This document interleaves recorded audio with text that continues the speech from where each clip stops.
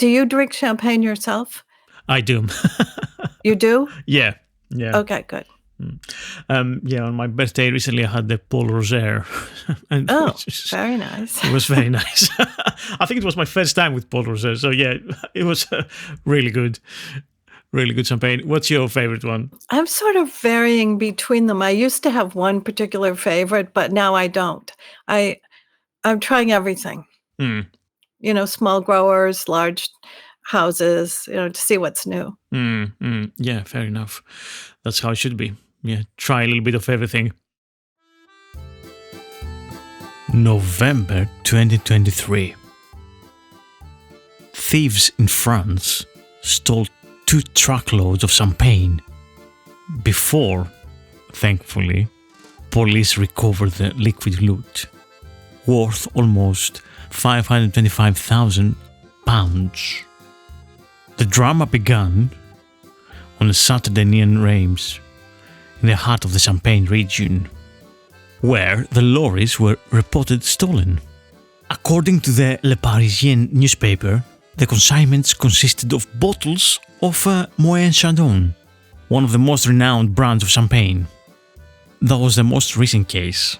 In another situation, in 2017, at New Year's Eve at the stroke of 2018, some lucky dudes had their hands on some Jacques Sellos champagnes, basically, considered to be one of the best in the world. They got off with 300 cases of the wine, worth around £300,000, and the men have never been identified, and the booty has never been found. So what is with champagne? What is with this wine that makes it so valuable and so sought after? I'm Tom Dinas, and this is the Delicious Legacy Podcast. Welcome back to another adventure in food, space and time. Thanks for joining me. On this episode, I've got another delectable guest, the author Becky Sue Epstein, where she tells us all about the history of champagne, the most prestigious of wines. Thanks for tuning in.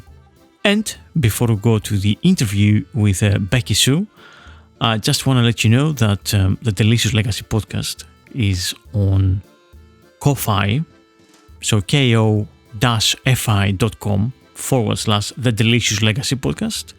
If you want to support me and the podcast with $5 donation or whatever you feel like.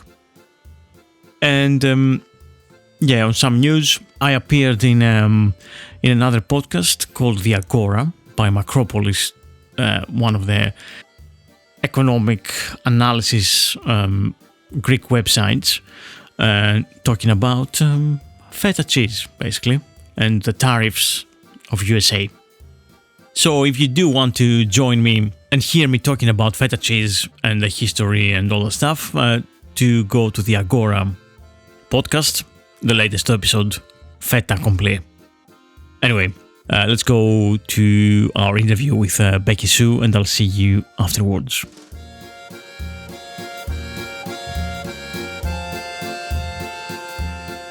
So, Becky Sue, welcome to the Delicious Legacy Podcast. It's lovely to be here. Thank you for inviting me. Why don't you start by telling us a little bit about yourself? Who are you and what's your background and so on? Well, my name is Becky Sue Epstein, and I, as you can tell, am an American, and I even live in America. I live on the East Coast on Cape Cod, which is Massachusetts, which is maybe something you guys have heard of in other parts of the world. And I've lived in various parts of the world, including Britain, and was actually quite impressed with the amount of champagne people drink there, I have to say. And I didn't really start drinking when I was young. But before I actually really got interested in wine, I liked champagne. And I like to cook, so I would open a bottle of champagne in the kitchen for whoever was cooking with me.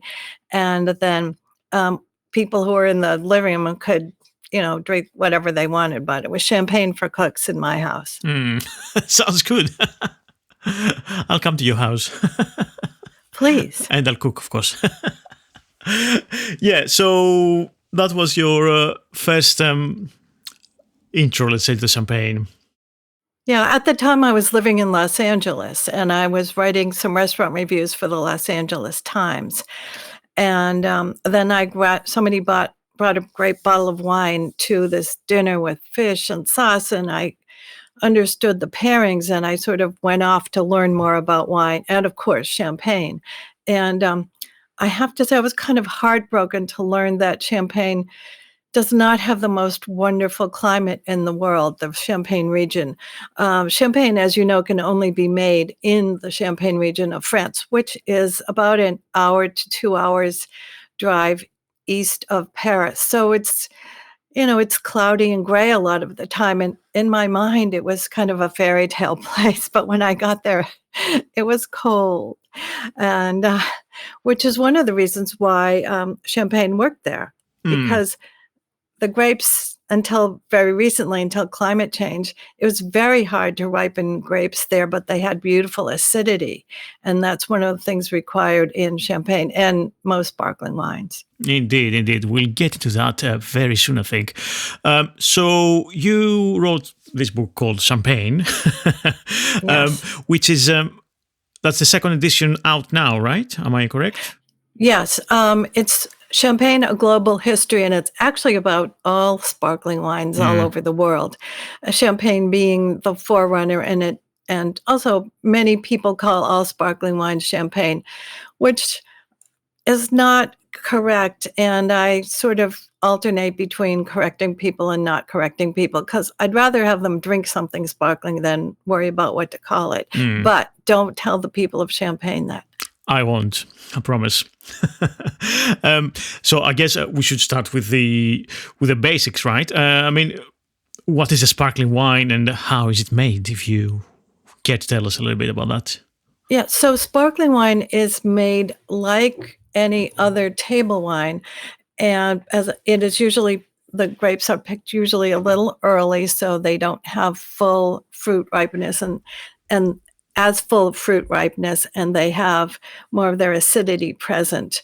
And so you can, in Champagne, for instance, they will pick maybe in August instead of September, especially these days. They ferment the grapes into wine, and then they put it into bottles, and they seal it with a very prosaic crown cap and let the fizz start to happen. The way fizz starts to happen is there's yeast in there, and the yeast consumes whatever sugars are in the grape sugars and whatever else they've added to it in terms of sugar. And one of the byproducts is carbon dioxide, and that's the stuff that makes everything fizzy. Coca-Cola, ginger ale, ginger beer, whatever.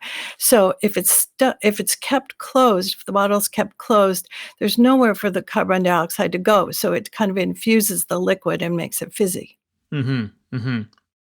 So in many years ago, centuries ago, if people could stopper tightly a bottle or a cask of something, then they would maybe put it in a cave for the winter, bring it out in March, and it would start to fizz, and they did not know why. It's because the yeast came alive again and started up with consuming the whatever sugars were left, and the container was closed, and it became fizzy. And that didn't become that's the single fermentation, and that is also a very popular now in the style called pet nat, pétillant naturel, pet nat. And that is kind of a natural way of producing sparkling wine. And this was documented, it was probably made many centuries before, but it was documented in the 16th century in trade in Limoux in the south of France. All right, okay. So the first documentation of that kind of wine is south of France, not Champagne. Yeah, region. there is a little possibility that there was some in Italy, and I feel like I'm walking in a minefield here Mm. because who came first has not been decided by the authorities. So anyhow, this was a long time before the man who is said to have invented champagne, Dom Pierre Perignon. Dom Perignon, a monk at Auvier in the Champagne region. This was a long time before he actually kind of um, perfected the style of champagne that we know now. And so what happened in in the monastery at Auvier, they the monks sold some of their wine to make some of their expenses. And Dom Perignon was brought in. He was born in 1638. He was brought in 1668 when he was 30 to Mm. improve the wines. And at that point, the British had just started really enjoying the fizzy wines, and they also had hard cider that they were researching, and they'd made a lot of improvements in that, and they were starting to really understand what happened with bottles and fermentation and yeast and things. So the Dom Perignon, what he did is he rolled up his sleeves. He started in the vineyards.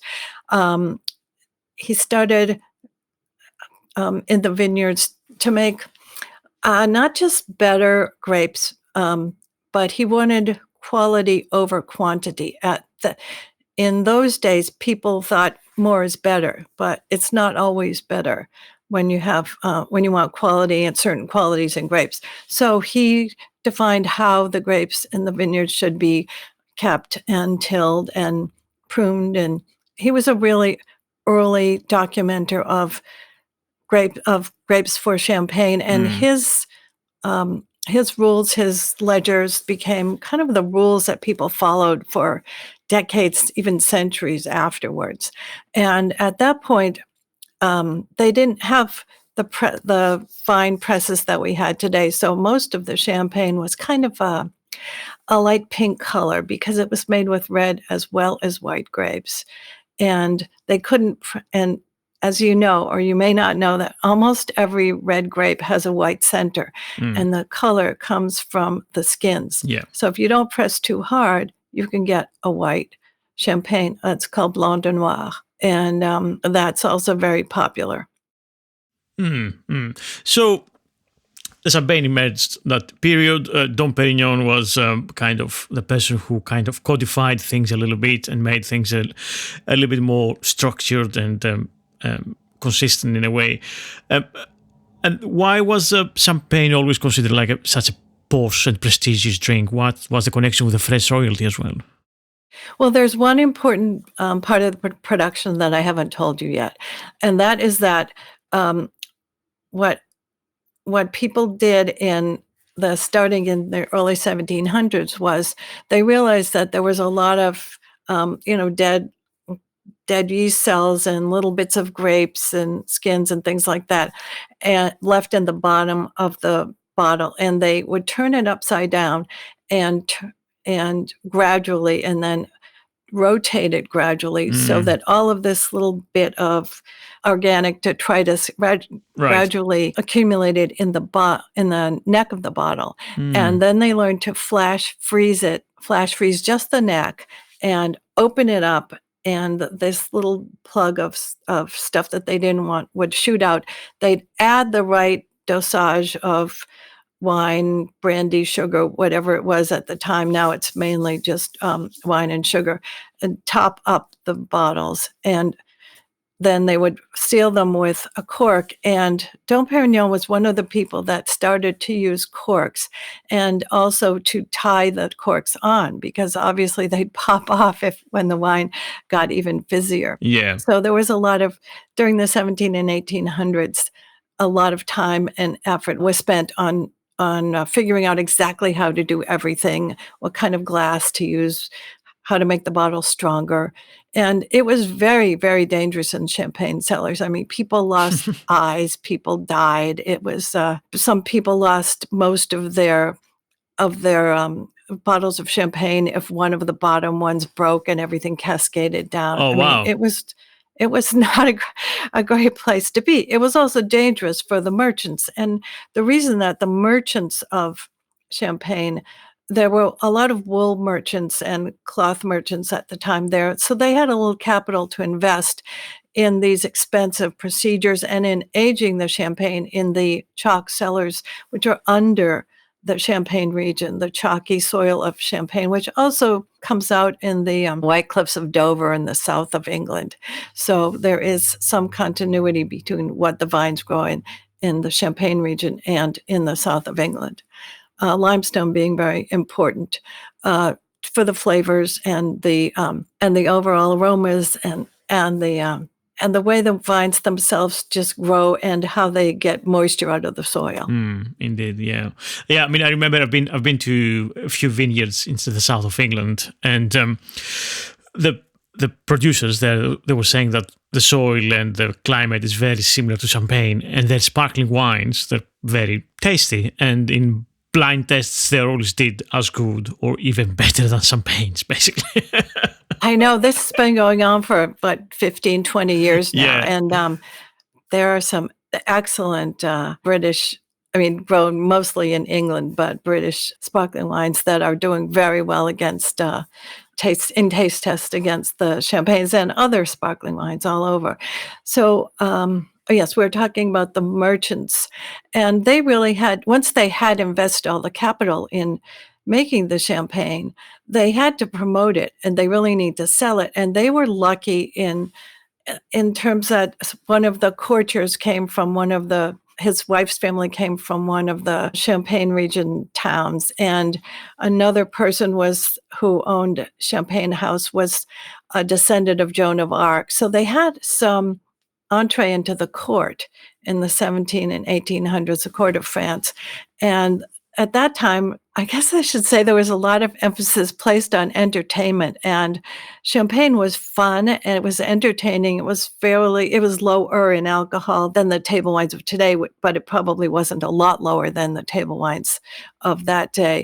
But it became prestigious, and only the wealthy, very wealthy, could afford it. And soon, so the merchants started promoting it to the courts, and then the court of the British court, the Russian court, everybody followed suit. And then it became an aspirational beverage for the merchant class, and it was always used for celebration. And on in through the 19th century and in the early 20th century, the entertainment heroes of the day, who were sports heroes before film stars were big, they promoted champagne in, somebody who won a lot of horse races or automobile races might become a promoter of certain champagnes all around the world. I mean, the capitals of South America, the capitals of Eastern, Western Europe, Russia, America, everywhere that Western drink could be sent, people were promoting relentlessly these champagnes. And they were expensive, and they needed to be, because they were expensive to make. Yeah, presumably because they were so expensive to make and were coming from France, there was a limited amount to go around anyway. So I guess other people were trying to learn how to make their own sparkling wines across the world, right? Yeah, they were, yes, and they certainly have now. I mean, I would say that in the last few decades, pretty much every winery I visited, the winemaker had a little bit of sparkling wine he was trying out for himself, for the people his friends at the winery.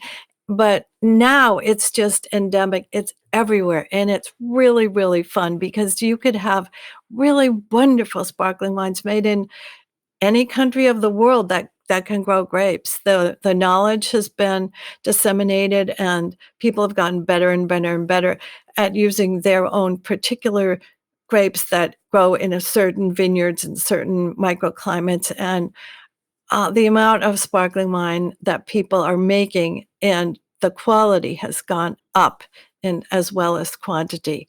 And as you know, Prosecco has kind of taken over the world in the last 10 years or so, which is one of the reasons I wrote the second edition of the Champagne book. Yeah. I mean, suppose you can tell us a little bit about Prosecco and the different other sparkling wines, like the proprietary names, and why are they important, and how that affects the reputation of the sparkling wine itself. Well, yes, in France now, the sparkling wines that are made according to certain specified regulations and quality controls are called crémant, CREMANT. So there might be Crémant de Bourgogne, Crémant de Loire, and those are really well. Crémant d'Alsace is well known too. I think there are more than half a dozen of these well-known Crémants that I definitely suggest people try as well as champagne. Oh yeah, definitely. And Prosecco it went from being a very local northern Italian drink and to going throughout Italy. And then at the time, and still now, Italy is considered so romantic, and we love the food and the flavors, and the people are all good looking, and Yeah, the the history is landscape. Yeah. amazing. Yeah. And so Prosecco just kind of took over the world. Before that, the secondary, I would say, sparkling wine was Cava from the Penedès region in the northeastern Spain. And the sparkling wines, Prosecco is made from a completely different grape as champagne and in a completely different method. Cava is made more in the traditional method, but with very different grapes. The major grapes are Spanish grapes. And so it's like, why does something become fashionable? I don't know. I can't say why the color green was big last year and the color yellow is big this year or whatever. So Prosecco just kind of took over everywhere. And in 2009, Prosecco kind of revamped its vineyards. They stopped calling the grape Prosecco, the grape itself. They used an old regional name, Glera, Glera, and they made a larger Prosecco DOC, which is a regulated area which goes from northwest of Venice to Trieste. And then there's a very small region that makes the highest regulated wines, DOCG, and that's right just in the original, what they call the original Prosecco region, still northwest of Venice. And they make some really stunning wines grown on steep hillsides that can only be picked, pruned, and otherwise every single grape has to be hand-picked, hand-carried. But the quality that are grown in some of these hillsides are just spectacular. Fantastic. What are some of the most pertinent myths related to champagne that you hear over and over? Well, actually, if you want to go back to one of the first ones, that's the fact that Dom Perignon invented champagne. In fact, he really went to the monastery at OVA to make the wines better, and then found that sparkling wines were very fashionable and perfected those. But it's very convenient to have one person that is the inventor. He certainly did a lot for the quality of champagne. And another myth, I won't say a lot of them, but one of the other important ones is that champagne is better than all other sparkling wines. And it is true that there are champagnes that are better than other champagnes and other sparkling wines, but there are extremely good sparkling wines not from the Champagne region of France. They don't have the cachet, they don't have the label, they don't have the experienced blenders, but I would say that quality of some of the Proseccos and some of the Crémants are something that you really want to experience. But Champagne is a sparkling wine made in the Champagne region of France. So all of these are sparkling wines. Some of them have proprietary names. I don't know why every country doesn't have their own name. I don't know why the US or California hasn't come up with a great name for their own sparkling wine. Germany and Austria use Sekt, but we don't differentiate that way, and it's confusing for ordinary consumers of sparkling wine. They just want something. What should they call it? They say, give me a glass of champagne and point at Prosecco, and they get it and they like it. And is that bad? Yes and no. Yeah, actually, yes. Yeah, it's both. Yeah, it depends on the situation. True. And okay, so these are some couple of the myths related to champagne that you find over and over again. Did you, through your research and everything else, writing this book, did you find that there was a point in the Champagne's history that that Champagne really went extinct, or the vineyards were near destruction, or there was points in history that things went a bit awry, let's say? Actually, surprisingly, no. I mean, Champagne persevered through wars and wars in their territory and wars around the world that prevented shipping. And even in World War I, when a lot of the battles took place in the Champagne region, some of the winemakers and vineyard owners, they actually took shelter and lived down in the caves, in the limestone caves. Right. And you could still see them today. It was cold there. I mean, it's 55 degrees roughly, but year round, which is, I guess, 12 Celsius. But I guess their houses wouldn't have been a lot warmer because they didn't have central heating. So they took shelter there, and then sometimes the marauding armies found the wines, the champagnes that they had kind of blocked. They might make a false wall in the caves and block up a lot of their supply, and sometimes they were found and sometimes they weren't. In World War II, battles raged as well, not as severely, but whole towns and vineyards and everything were catastrophically destroyed. And in fact, the end of World War II the treaty was signed in the Champagne region on the 11th hour of the 11th day of the 11th month. That's why we celebrate the armistice on November 11th, and especially they do in Champagne. Brilliant. And in terms of I mean, I suppose most of wines in Europe, they had the phylloxera disease as well. So there were moments that a lot of vineyards were completely destroyed, but that wasn't the case with the Champagne region so much.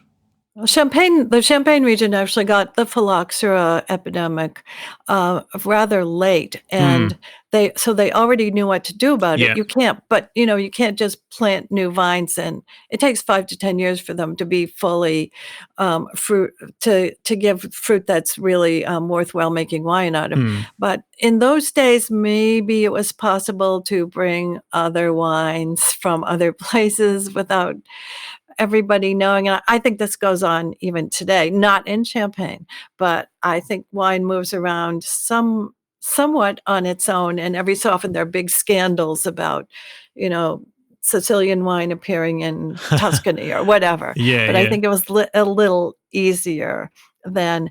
But there are a couple other things I wanted to talk about, and that kind of involves opening and storing and serving Champagne. Yeah, certainly. So I found that a lot of people, especially women, are afraid to open a bottle of champagne because we don't, it's not something we're brought up learning. We learn how to sit at the table, right? We learn how to maybe even uncork a wine, but uncorking a bottle of champagne or sparkling wine is very different. And I do want to say that it is important to keep it at a fairly low temperature, say below 50 or 10 Celsius. So which means you take it out of your refrigerator not too long before you open it, or keep it in an ice bucket. And also once and temperature changes are the enemy of quality of wine. So once you chill a sparkling wine, you should keep it chilled until you have an occasion to drink it. Don't just keep bringing it in and out of the cooler or the refrigerator. So you take off there's usually a foil now. There's some debate about whether this is necessary and whether it hurts the sustainability of the production of champagne. But anyhow, you'll see a wire cage called a muselet on, which holds the cork on. And you need to hold your hand on top of that as you untwist the muselet. It's usually about 6 turns, and lift it off, but keep holding your hand on the cork and point it away from everybody. And then hold the cork and turn the bottle. Hold the cork, turn the bottle. And it should come out with a sigh, not a pop, unless you're like in a locker room of a sporting event. So, and then have a glass at hand. And so many I've done seminars where women were afraid to even hold a bottle of champagne, which I think is just crazy. I mean, what are you going to do? Run out in the street and find a guy if you want to have a drink? I mean, Exactly. Yeah, you'll be glad to know that I open my champagne as you describe, basically. Yeah. So I'm glad I'm doing it the correct way. good work, Thomas.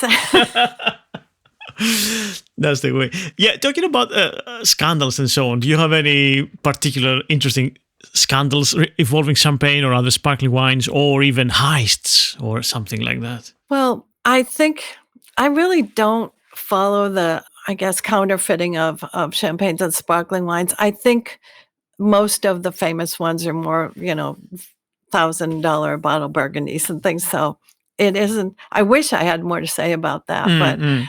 I think the most interesting part in that area is when in World War I and II, when people blocked up, made false walls cha- with their champagnes behind it, and some were found and some weren't, and there wasn't no way to predict it. I guess it just depends on, how thorough the enemy soldiers were being at the time. Yeah. But speaking of soldiers, do you know about sabering champagne, where you essentially slide a sword down the neck of the bottle and pop off the top of the neck? Indeed. Yeah. Yeah. I've seen it a few times, but I never tried it myself. Oh, I do it. It's really fun. So the bottle has to be chilled very well, and the neck has to be chilled very well, and it has to be done a certain way, and again, pointed away from everyone. But that is said to have started in the early 1800s, when Napoleon's armies were marauding over the Champagne region, and they would grab a bottle of champagne and they would lop off the top with their swords and then drink it down. And I don't know if it's true, but it's a great myth. Yeah. And also, considering that champagne is going to be at least 5 or 6 atmospheres, which means 6 times the pressure that you have just around on the earth. So it's Mm. kind of compressed. People worry about, what about the bits of glass? Well, the champagne shoots out with 6 atmospheres, so nothing could fall in at That's the time. great. That's a great tip, actually. Yes, yes, it makes sense. Well, I haven't done it, but I think I'll have to give it a go. Yeah, well, to get someone to teach you, because it's really Yeah. it's scientific, and you need a certain place on the bottle, and once you decide you can do it, then you can do it. And I've seen people do it with not just with champagne sabers, but it is a fun way to start off a party. Oh, and that reminds me, there's another thing I wanted to mention about that I do talk about in the book a little bit, about how about serving and storing, and what Mm. are some of the best sparkling wines and champagnes to buy. But I want to caution people against having creamy cheeses with champagne, Ah, because okay. champagne does best with salty, smoky things. I mean, caviar, oysters, even plain roast meats, because if you have something that's very creamy, it kind of coats your mouth, and you might as well be drinking sparkling water. You're just not going to get the flavors and aromas there. Mm, mm, So I think carefully. If you have to have cheese, make it a really hard cheese like Parmesan or something like that. mm. Yeah, that's an interesting point. I mean, obviously, because a lot of times when we're talking about pairings of wines and cheeses, a lot of the times makes sense to have the local cheese and the local wine, right? And then Mhm. from the northeast of Paris, the Champagne region around there, you have brie, which is very creamy cheese. So maybe that's a counterintuitive thing to do with champagne. Maybe, yeah. Yeah, it's one of the few times that the cheese doesn't necessarily go. But if you go to the northern part of France and you think about what their foods are more plain and roasted, and those things actually allow the champagne to just blossom when they're put in conjunction with the two, when they're paired.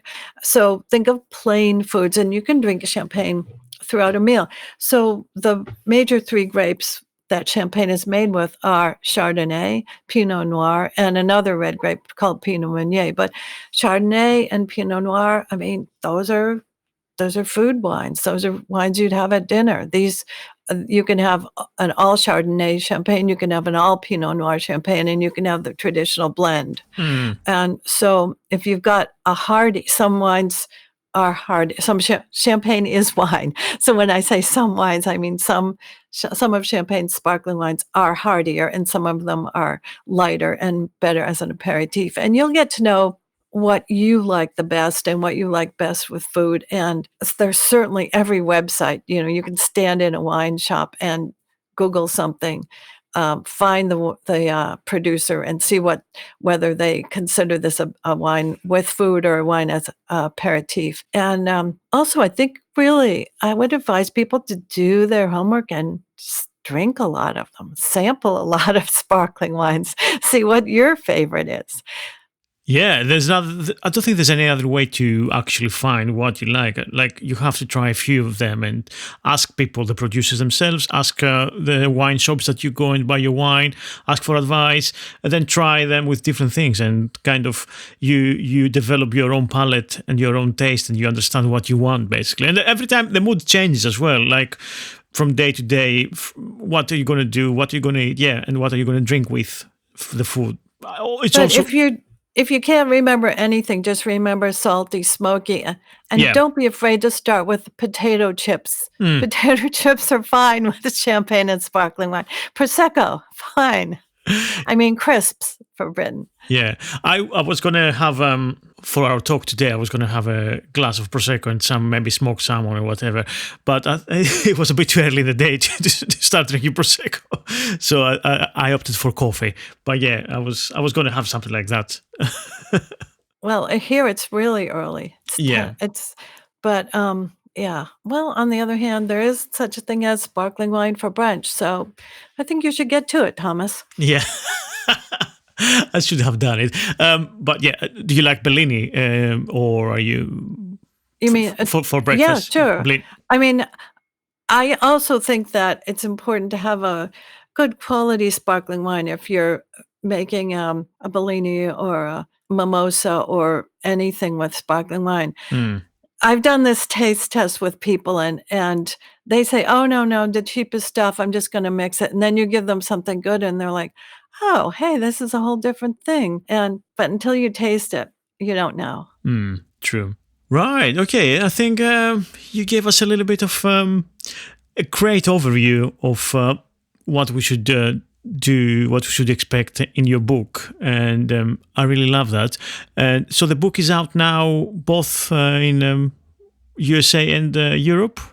I believe it's on Amazon, and if it's not actually there, it's available for a pre-order, and they put a fun pink cover on, which I like. Brilliant. And the book is a small book. It has photographs, pictures, and I think it's easy to carry around, but it's easy to put on your phone. And then if you're in a situation where, like, what was that thing she said about this, or what should I do? How should I drink this champagne, or where does it have to come from? You can just dip into it, read a paragraph here and there, and then you'll have fun facts that your friends don't know. Brilliant.